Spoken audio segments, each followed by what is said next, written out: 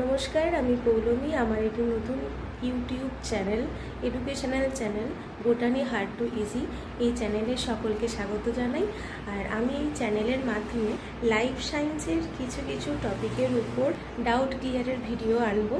চেষ্টা করব যতটা ভুল সরিয়ে করতে পারি। এই চ্যানেলের প্রথম শিক্ষণীয় যে টপিক সেটা হলো কিভাবে পৃথিবীতে জীবন বা লাইফ ফার্স্ট এক্সিস্ট হয়েছে। তোমরা একটু দেখো, ভালো লাগলে জানিও। টপিক যেটা হলো how life existed on earth, কিভাবে পৃথিবীতে প্রাণ এসেছিল। তো চলো শুরু করা যাক। আদি কোষ সৃষ্টির আগে কোনো প্রাণের অস্তিত্ব পৃথিবীতে ছিল না। তো আদি কোষ মানে প্রথম কোষ, যেটা আমরা প্রোটোসেল বলি। তো সেইটাই কিভাবে এসেছে সেটা আজকে আমরা জানবো। পৃথিবীটা এখন কত সুন্দর না, নীল গ্রহ নামে পরিচিত। আগে কিন্তু এই আগ্নেয় পিণ্ড ছিল, যেভাবে সূর্য থেকে পৃথিবীর সৃষ্টি সূর্যের মতেই ছিল। তো সেখানে দেখো আমাদের ক্লাস 9-এর প্রথম চ্যাপ্টারে কিন্তু এই বিষয়টা আমরা পড়ছি, লাইফ অ্যান্ড ইটস ডাইভার্সিটি। তো সূর্য থেকে পৃথিবীর উৎপত্তি হলো এবং কিভাবে উৎপত্তি হয়েছে, কতগুলি প্ল্যানেট তৈরি হয়েছিল সূর্য থেকে, সেটা কিন্তু আমরা জিওগ্রাফি চ্যাপ্টারে পড়ি। কিন্তু আজকে ডিটেলসে যাব না, শুধু আমরা এটুকুই জানবো যে how did life comes in earth to earth.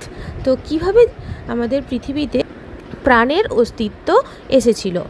তো দেখো, the state of the earth before the creation of life.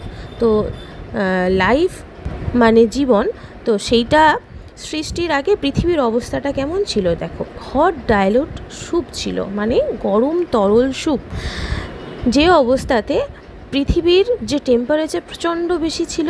তো তার কারণে যত অর্গ্যানিক আর ইনঅর্গ্যানিক সমস্ত কিছু গলিত অবস্থায় ছিল, মানে লিকুইড ফর্মে। এই যে দেখো, দেখতে পাচ্ছ এই ছবিটাতে কীরকমভাবে একটা, যেমন লাভা, আমরা তো জানি যে পৃথিবীর কোরে এখনও লাভা রয়েছে, সেই লাভাটাই পুরো পৃথিবীর উপর স্তর অবধিও ছিল। তো সেইটাই পৃথিবীর সেই সময় কি সাবস্টেন্স ছিল সেগুলো দেখে নাও একটু। টেম্পারেচার ছিল 5000 থেকে 6000 ডিগ্রি সেলসিয়াস। মেটেরিয়ালস ছিল কার্বাইড, নাইট্রাইড, অক্সাইড, এইগুলি। গ্যাস ছিল দেখো Cyanogen, methane, water vapour, ammonia, cyanide. কিন্তু এখানে কোনো অক্সিজেন, নাইট্রোজেন, কার্বন ডাইঅক্সাইড ছিল না। আর এলিমেন্টস কী ছিল?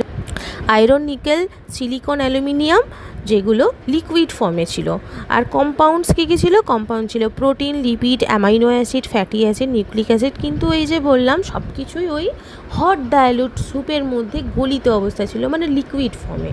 তো সেইগুলো তো আস্তে আস্তে আলাদা হতে হবে, তাই না?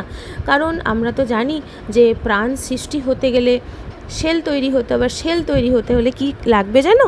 এই প্রোটিন, লিপিড আর অ্যামাইনো অ্যাসিড। তো এইগুলোকে একসাথে আসতে হবে। তার কারণেই কি হলো, আস্তে আস্তে পৃথিবী ঠান্ডা হতে শুরু করলো বহু বছর ধরে। তখন এই নিকেল আর আয়রনটা আস্তে আস্তে পৃথিবীর কোরে চলে এলো, মানে কেন্দ্রে। আর সিলিকা, অ্যালুমিনিয়াম ঠিক তার উপরের স্তরে। আর এই যে গ্যাস যেগুলো ছিল, অ্যামোনিয়া, মিথেন, টিথেন, এগুলো যা ছিল সেগুলো আস্তে আস্তে পৃথিবীর চারধারে উড়ে চলে যেতে থাকলো। যেহেতু গ্যাস তো আমরা জানি হালকা, সবার শেষে একটা সারাউন্ডেড করে দিল পৃথিবীকে। ঠিক আছে? তো এটার ফলেই আস্তে আস্তে আবার সেখানে আবির্ভূত হলো কার্বন ডাইঅক্সাইড, তারপরে অক্সিজেন, তারপরে গঠন হলো। এবারে এই দেখো, এই গঠনের মাধ্যমে কিন্তু আমরা দেখতে পাচ্ছি পৃথিবীর কোরেতে রয়েছে এই মেটালসগুলো। তারপরে আস্তে আস্তে অ্যালুমিনিয়াম, সিলিকন, আর তারপরে রয়েছে এই যে অ্যাটমসফেরিক, যেটা পৃথিবীর চারধারে তৈরি হয়েছে। এবার দেখো প্রোটোসেল কিভাবে তৈরি হলো। তাহলে ওই হট সূর্য থেকে তৈরি হওয়া একটা ফায়ার বল, তারপরে আর্লি স্টেজে কি হট ডাইলুট স্যুপ ছিল, এখানে কিছুই ছিল না। তারপরে হট ডাইলুট স্যুপটা কি হলো, আস্তে আস্তে ঠান্ডা হতে শুরু করলো। আর ওই যে পৃথিবীর চারধারে কোয়াসার্ভেট তৈরি হলো। কোয়াসার্ভেটটা এবারে কি?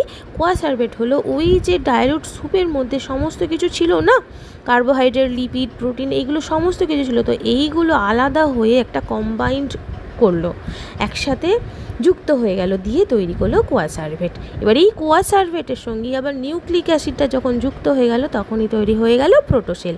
আর এই প্রোটোসেল থেকেই আস্তে আস্তে আমাদের জীবের কোষ তৈরি।